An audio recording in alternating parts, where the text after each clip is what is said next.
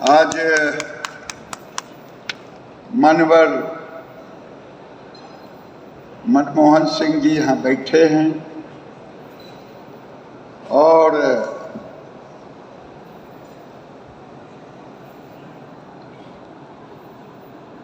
तरुण जग्गा जी भी हैं।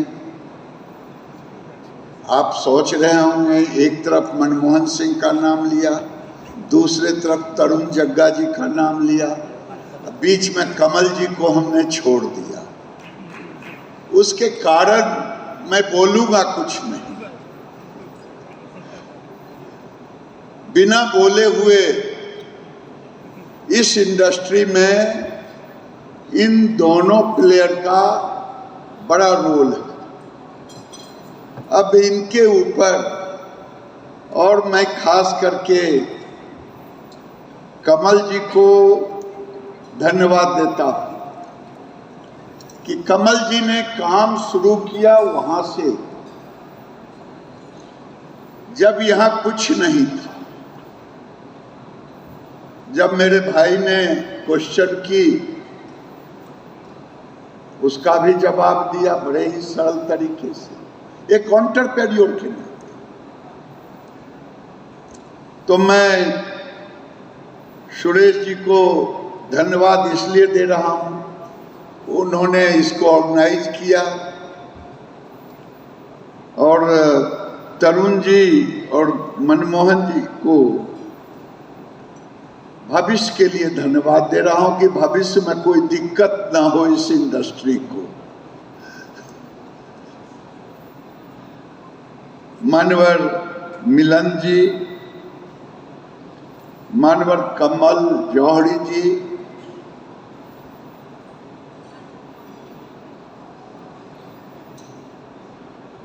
और सबसे ज्यादा जिन्होंने बड़े ही प्यार से कहा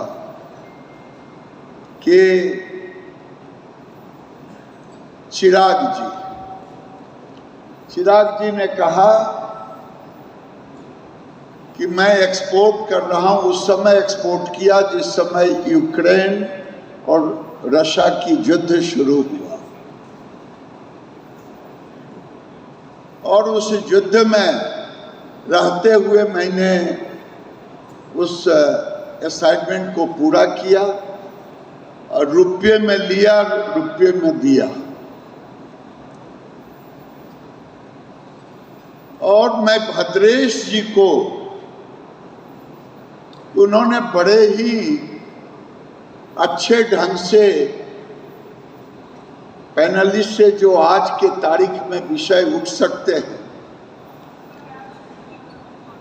एक एंटरप्रेन्योर की भूमिका में नहीं बल्कि एक कोऑर्डिनेटर की भूमिका में, एक एंकरिंग की भूमिका में, ऐसा एंकरिंग जो बड़ा कठिन काम होता है।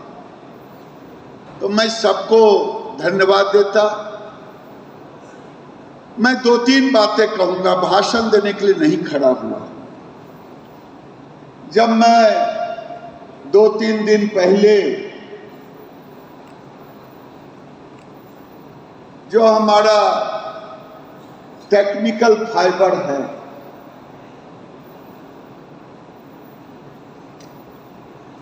उसके पीएलआई के साथ में सारे इंडस्ट्री के साथ रूबरू होने का मौका मिला और उसमें मुझे खुशी हुई कि नॉन वोवेन के काफी प्लेयर थे। 5 तो केवल डायपर और इसमें थे, 2-3 दूसरे वाले थे। प्रश्न खड़ा होते रहता है, होना भी चाहिए सरकार से। हमने पीएलआई स्कीम इसीलिए लाया है कि पीएलआई स्कीम लाने से हमारे इंडस्ट्री को कुछ सपोर्ट मिल सके। मैं जब भी पीएलआई 1 के बाद पीएलआई उसी में 2 लाने का काम किया इसका उद्देश्य ही है कि इंडस्ट्री को सपोर्ट करना। और जो नॉन वोवेन में मुझे समझने का मौका मिला अभी तक इसलिए कह रहा हूं कि पूरा समझ नहीं पाया, इतना बड़ा ये सेक्टर है। और देश के लिए, हमारे लिए टेक्सटाइल के सेक्टर में हम मैन मेड फैब्रिक की बात करते हैं, हम नेचुरल फाइबर की बात करते हैं। हमारे सीएमडी यहाँ बैठे हुए हैं कॉटन कॉरपोरेशन के। तो ये आने वाले दिन में केवल हाइजीनिक सेक्टर में नहीं, बल्कि एग्रीकल्चर सेक्टर में एक क्रांति लाने का काम करेगा। मैं तो कॉटन कॉरपोरेशन के सीएमडी से कहूंगा कि 3 फीट अगर होता है तो कॉटन में आज पिंक, क्या रोग का नाम है? Pink bollworm. तो ये छोटे में हो जाता है। एक आप ट्रायल करें एक आध हेक्टर में आईसीआर के साथ मिलकर के, और किसी इंडस्ट्री से सुरेश जी के साथ मिल जाए, किसी के साथ मिलकर के, कि अगर उसको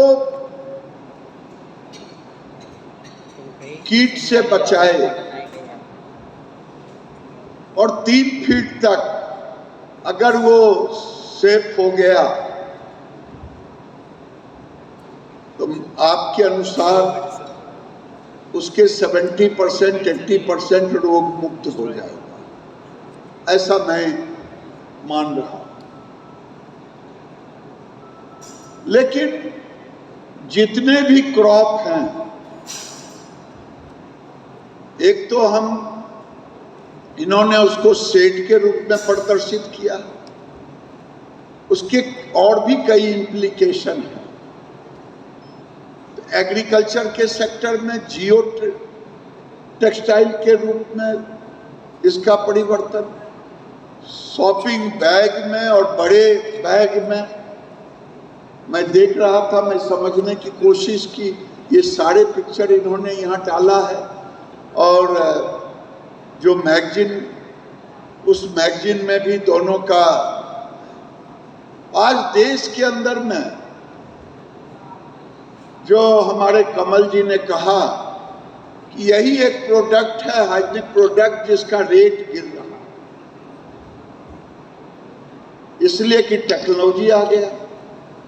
देश के अंदर में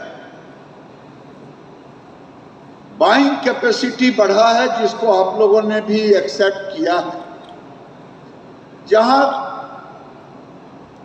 2500 रुपया प्रति व्यक्ति बाइंग कैपेसिटी था,